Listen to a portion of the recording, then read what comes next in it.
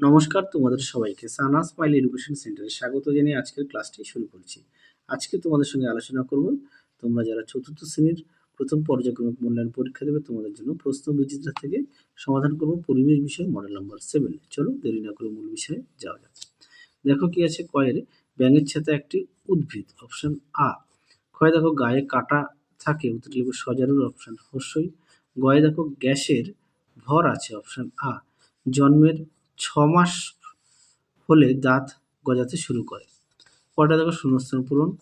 কয়ে লালারস লালা গ্রন্থি থেকে বের হয়। ক্ষয়ে বস্তু মাত্রই তার ভর আছে। গয়ে আছে খাদ্যনালীর শেষে একটি থলির মতো অংশ আছে, তার নাম পাকস্থলী। ঘয়ে দেখো আমাদের গলার ভিতরে পাশাপাশি দুটি নল আছে। পরটা দেখো বাম স্তম্ভের সঙ্গে ডান স্তম্ভ মেলাও। কয়েরটা হবে আ, ক্ষয়েরটা হবে দীর্ঘই, গয়েরটা হবে অ আর ঘয়েরটা হবে আ। পরবর্তী দেখো কি আছে, নিম্নলিখিত প্রশ্নগুলি একটি বাক্যে উত্তর দাও। মানুষের শরীরের সবচেয়ে কঠিন অংশটি কি? উত্তরটা লিখবে এনামেল।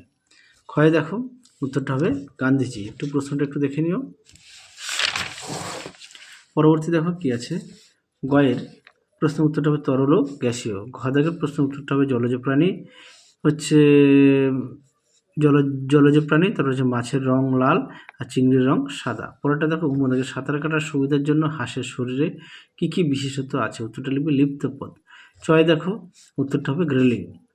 তারপরে দেখো কি বলেছে 5 দাগের, আমাদের মুখে কয় ধরনের দাঁত আছে? উত্তরটা লিখবে 4 প্রকার। দাঁতের কাজগুলি ভাঙা, ছেঁড়া, কাটা আর গুঁড়ো করা। চলো তাহলে তোমরা সবাই সুস্থ থেকো, ভালো থেকো। আজকের মতো টাটা।